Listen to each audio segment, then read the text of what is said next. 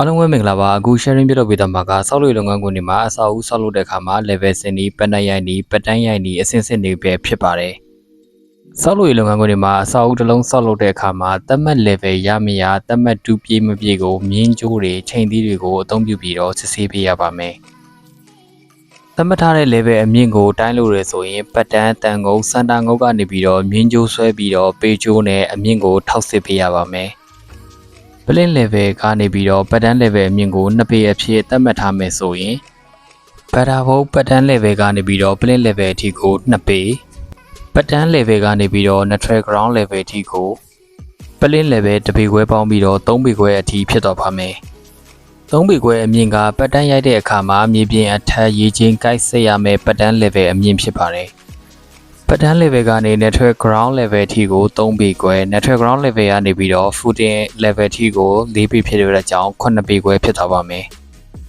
9ပေခွဲ level က footing 2ပြေးမပြေးကိုပတ်တန်းကနေပေကြိုးချပြီးတော့စစ်ဆေးရမယ့်အနက်ဖြစ်ပါတယ်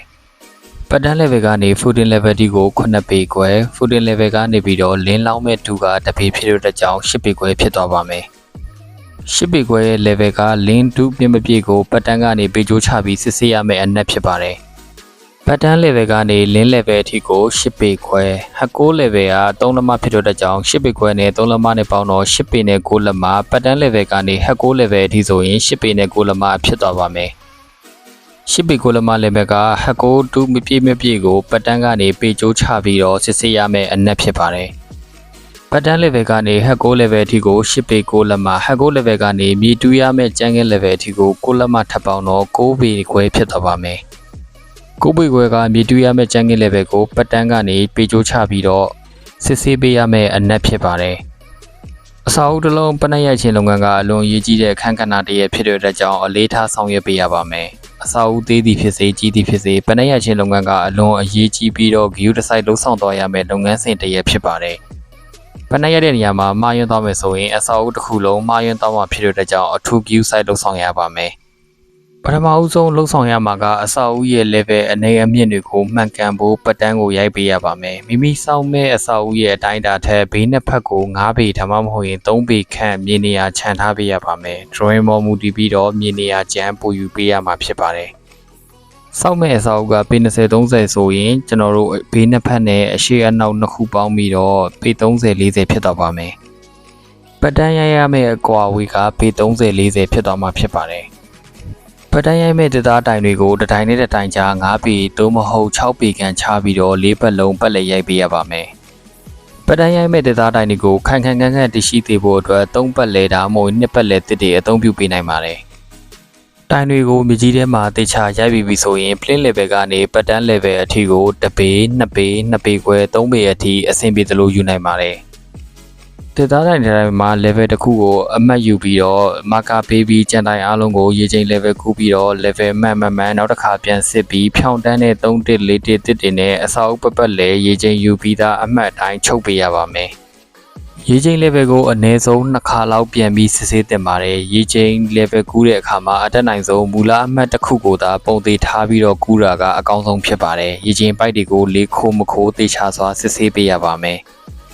ပထမဆုံးအနေနဲ့ပနက်မြင်းကျင်တွယ်ကြမကြကိုစစ်ဆေးပေးရပါမယ်စစ်ဆေးနည်းကတော့6810ဒါမှမဟုတ်ရင်3ပေ4ပေ5ပေမိမိအဆင်ပြေသလိုစာပွားတိုးစစ်နိုင်ပါတယ်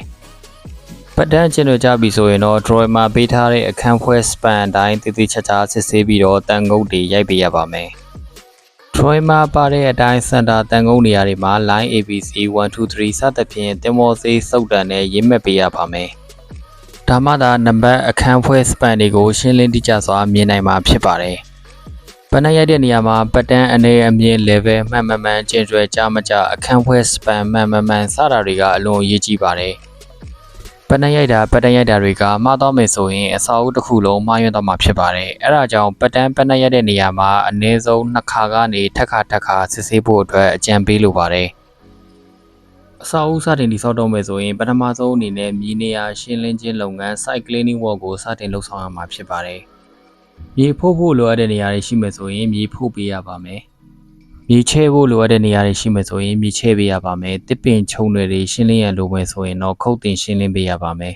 ။ drawing ရအဆောက်အဦရဲ့အတိုင်းအတာအရတစ်ဖက်3ပေစီဒါမှမဟုတ်5ပေစီပို့ပြီးရှင်းလင်းပေးရပါမယ်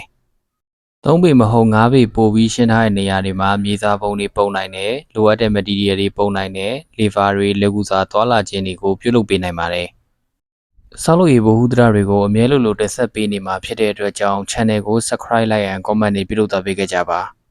လူချင်းမင်းတို့နေထိုင်ရာအလုပ်လုပ်ရာအဆောက်အဦအကျန်းတဲ့အချောတဲ့ဆောက်လုပ်ချင်တာပဲဖြစ်ဖြစ် decoration and renovation လုပ်ငန်းတည်တံ့အနှံ့ချင်တာပဲဖြစ်ဖြစ် Genius Empire Engineering and Construction ဖုန်းနံပါတ်099693132199ကိုဆက်သွယ်စုံစမ်းမေးမြန်းနိုင်ပါတယ်